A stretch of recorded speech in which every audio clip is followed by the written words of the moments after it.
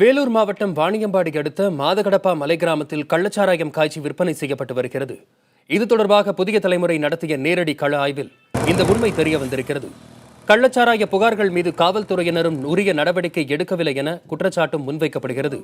இது தொடர்பாக நமது செய்தியாளர் இமானுவேலிடம் கேட்கலாம். இமானுவேல், மாதகடப்பா மலைப்பகுதியில் கள்ளச்சாராயம் காய்ச்சும் காட்சிகளையும் பார்க்க முடியுது. இந்த பணியில எத்தனை பேர் ஈடுபட்டு இருக்காங்க? எத்தனை நாளா இது நடக்குது இமானுவேல்?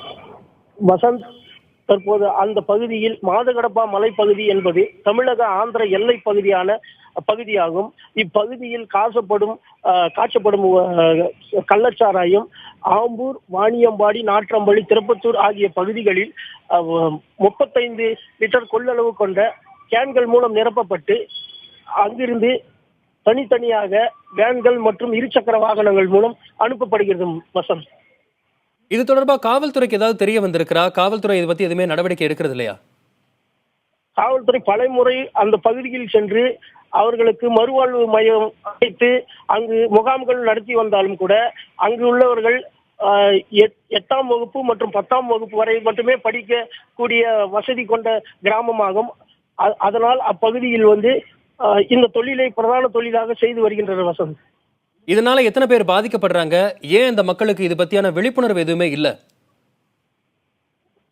அப்பகுதியில் குறைந்தது சுமார் 200க்கும் மேற்பட்ட வீடுகள் உள்ளது. சுமார் 500 பேர் அப்பகுதியில் வசித்து வருகின்றனர்.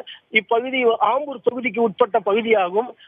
இப்பகுதியில் முக்கியமாக காசப்படும் இடத்திற்கு காவல்துறையினால் செல்ல முடியாத இடத்தில் மட்டுமே இவர்கள் காசுகின்றனர்.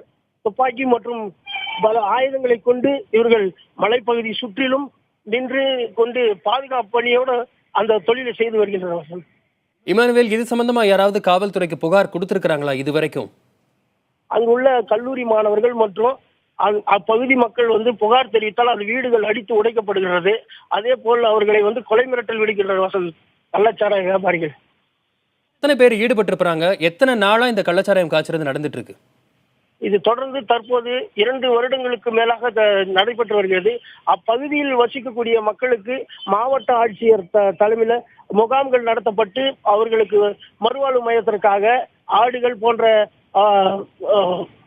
கால்நடைகளை கொடுத்தால் கூட அந்த தொழிலை செய்யாமல் இந்த தொழிலை அவர்கள் செய்து வருகின்றனர். வசந்த், வேலூர் மாவட்டம் வாணியம்பாடி அடுத்த மாதகடப்பா மலைப்பகுதியில் மலை கிராமத்தில் கள்ளச்சாராயம் காய்ச்சி விற்பனை செய்யப்பட்டு வருகிறது. இது தொடர்பாக காவல்துறை இதுவரை நடவடிக்கை எடுக்கவில்லை என்று அந்த பகுதி மக்கள் கூறுகிறார்கள். இது தொடர்பான தகவல்கள் வழங்கியமைக்கு நன்றி இமானுவேல்.